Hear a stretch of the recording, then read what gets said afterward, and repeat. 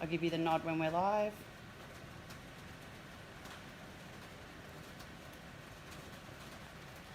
Good afternoon, everyone. Welcome to the Australian Reptile Park. This is Gizmo. He's a little 2-year-old male koala. And needless to say, I'm talking about koalas today. It happens to be pouring with rain out there. So Gizmo and I are both dry.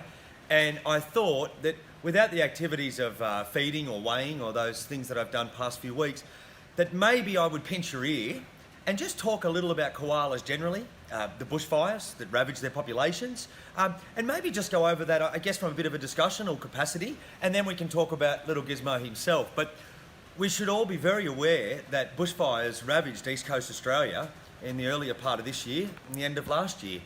Now, koalas, before the bushfires, had already lost 90% of their former habitat. And they've got one major problem, and that is they live in Eastern Australia, where we like to live, and where there's a lot of agriculture. So land clearing had reduced their habitat from 90% of what it was pre-Europeans' arrival in Australia. You then come with a whole range of problems. So we're before the fires, but they lost 90% of their habitat. So what's left is really fragmented. And fragmentation is very dangerous.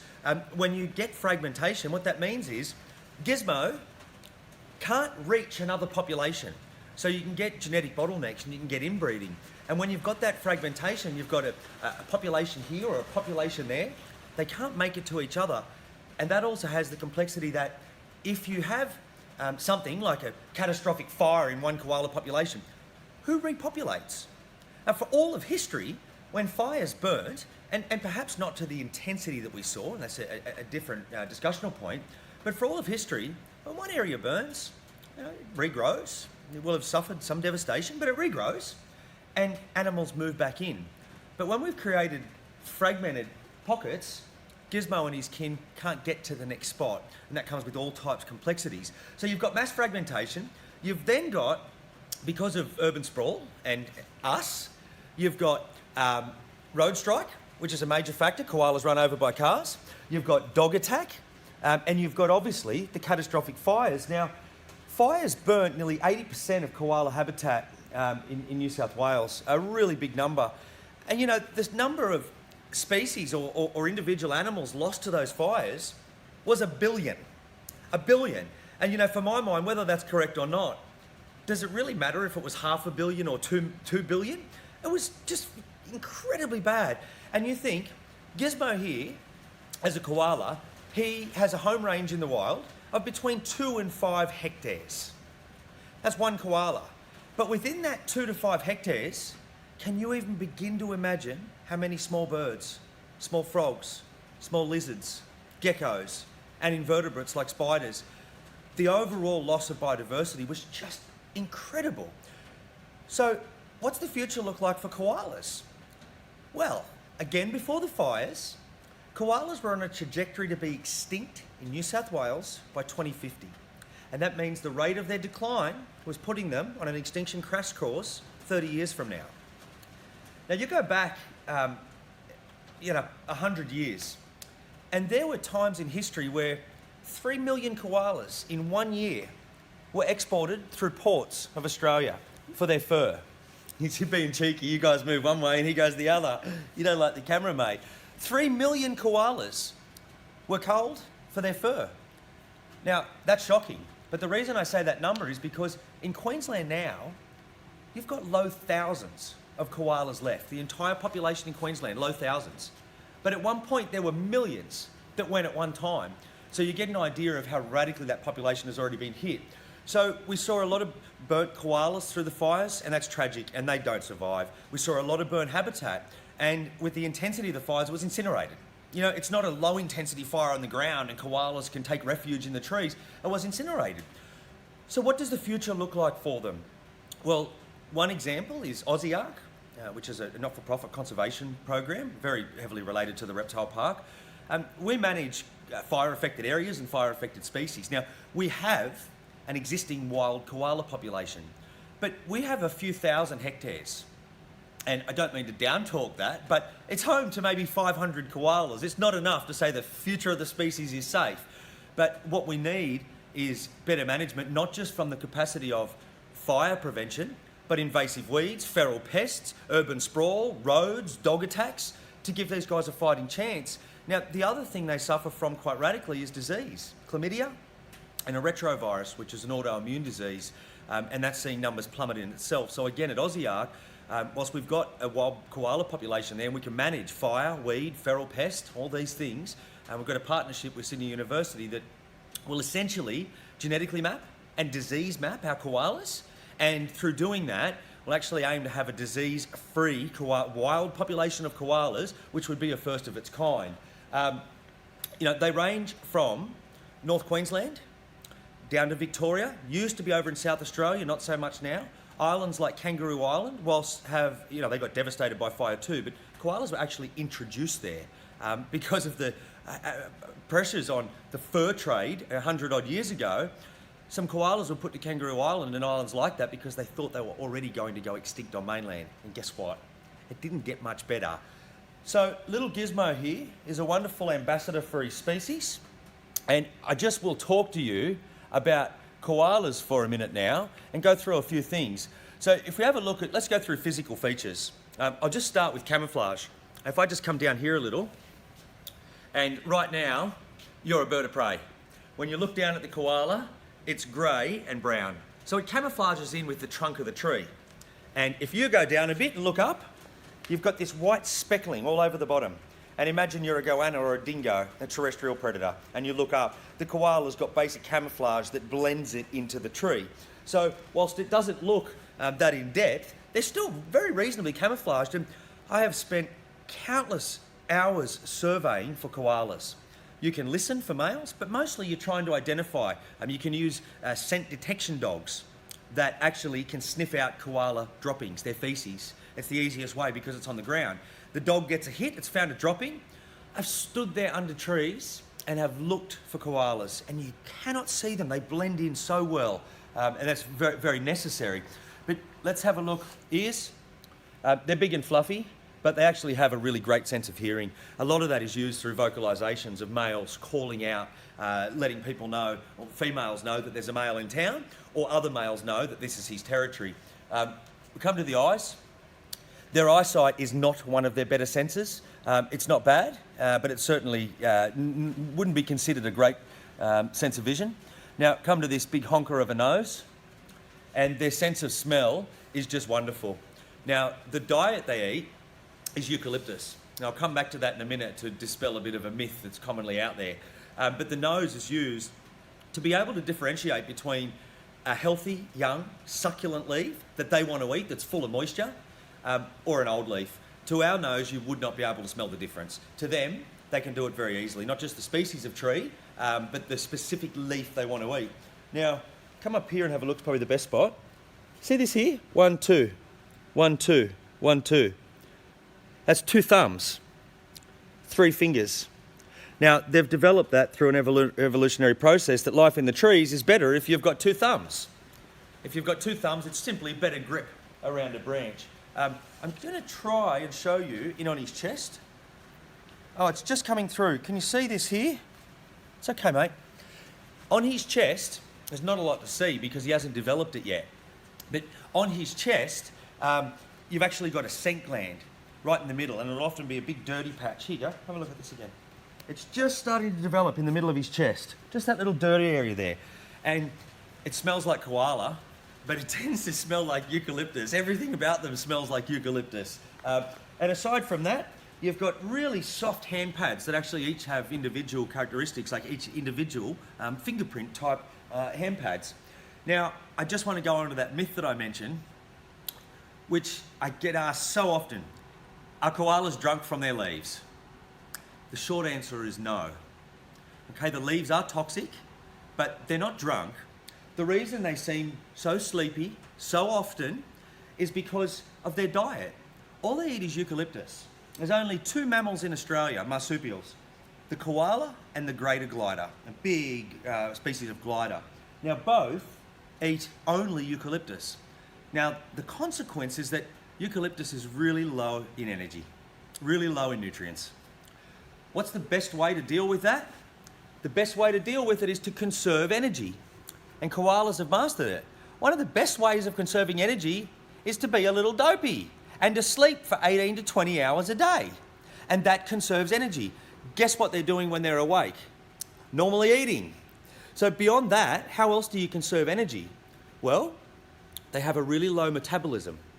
And it's not just with koalas, a lot of Australian animals. So we have a real big problem in Australia with the introduced feral fox and cat. Australia has the worst mammal extinction rate on Earth, especially our little small marsupials and mammals. And it's because of the fox and cat. Now, fox and cat are placental mammals, and Australia didn't have them. We had Tasmanian devils and tiger quolls, and they're different to placental mammals. Now, the fox and cat, they don't fit into our environments, not just because they don't belong here, but they've got a much higher metabolism. And what that means is they need to eat more food, and they have an even harder role on the environment.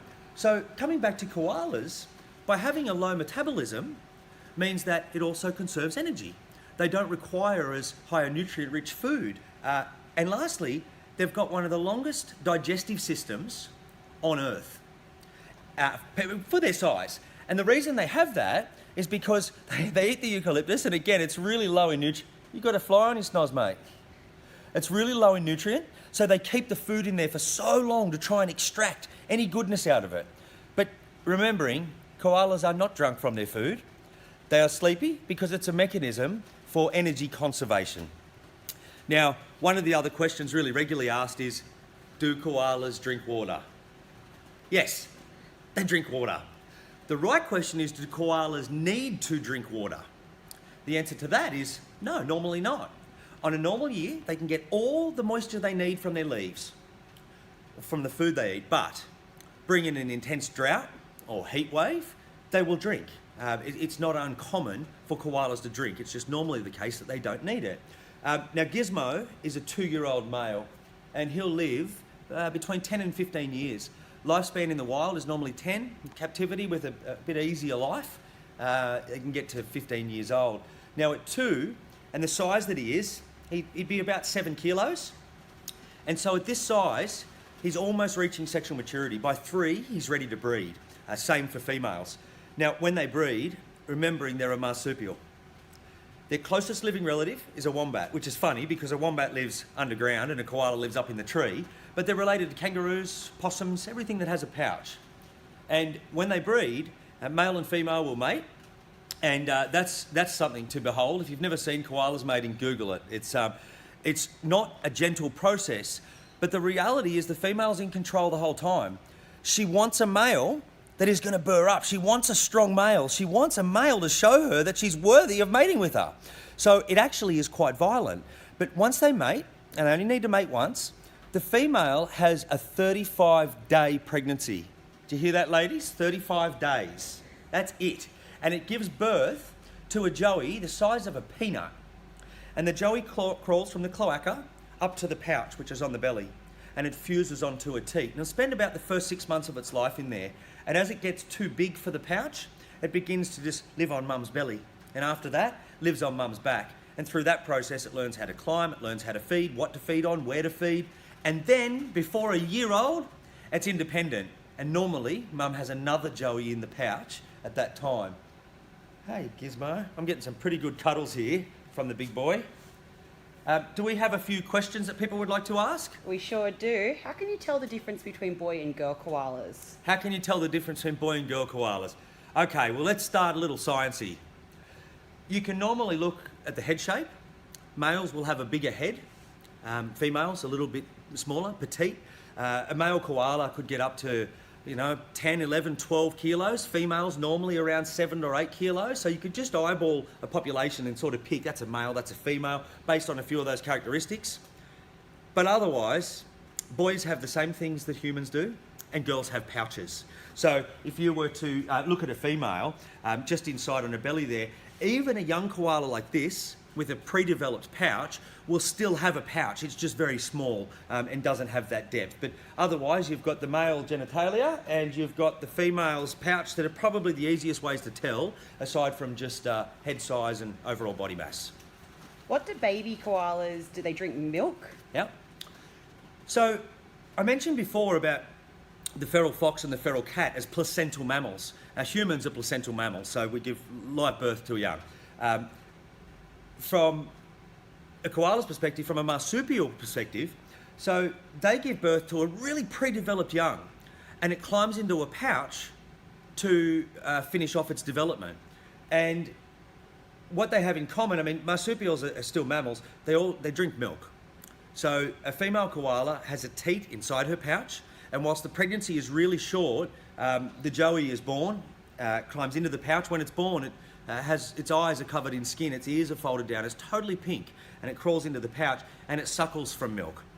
That's its sole diet until it's big enough to eat eucalyptus leaves, which reminds me of a funny story, and that is koalas aren't born with the enzyme in their stomach to digest eucalyptus. So once they've finished drinking their milk and they're big and they're about to wean from mum, they go through a process that's called papping. And papping is where you eat your mum's poo. So mum will actually biologically gets almost a type diarrhea. It's called papping, but it's like a diarrhea. So she actually will go to the toilet more often.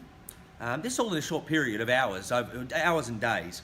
She'll go to the toilet more often and actually produce it so it comes out in a bit of a slurry. And it's really pre-digested, so there's still bits and pieces of leaves in there. The joey pokes its head out of the pouch and eats the pap. If it doesn't eat the pap, it can't digest eucalyptus. It's interesting when you hand rear a koala, let's say a little orphan or something like that, you must give it pap. There is no substitute for it. So what you need is other females that have joeys. You actually can go and pinch a bit of their poo and feed it to your little koala. How many koalas do we have here at the Australian Reptile Park? We have about 30 koalas at the reptile park.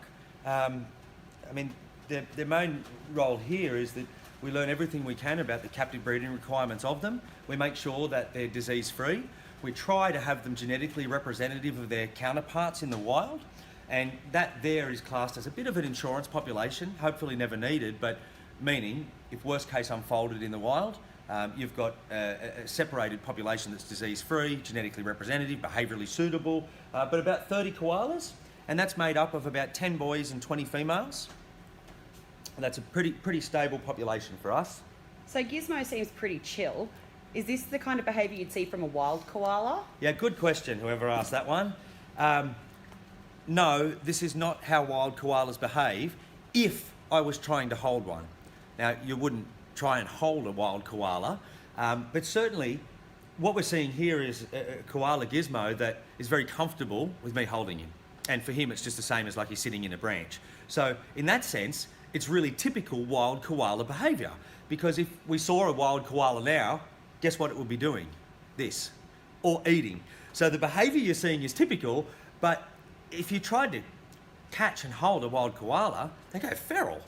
They'll bite, they'll scratch, they try and get away, they make these guttural groans that are just awful. So again, answering that two ways, if you tried to hold a wild koala, this is not what it's like. But the behaviour that we're seeing here from Gizmo is just typical of a koala that's content and calm and happy to have a cuddle. All right, last question. What's your advice to people who want to support the koala as a species? Yeah. Look, my advice to anyone that's interested in supporting native wildlife conservation, or in this capacity koalas, is that, and I'm sorry to keep it a little ambiguous, but just really do your research. I like projects that have a beginning, a middle and an end.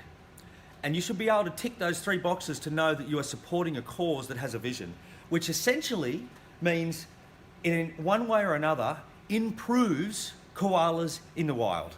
And that's very important. So you've got a range of projects. I can't help but obviously say AussieARC I'm president of AussieARC as well as director of Reptile Park, and AussieARC not only works with koalas, but we've got 10 flagship endangered species of devil and quoll and bandicoot and potteroo and rock wallaby.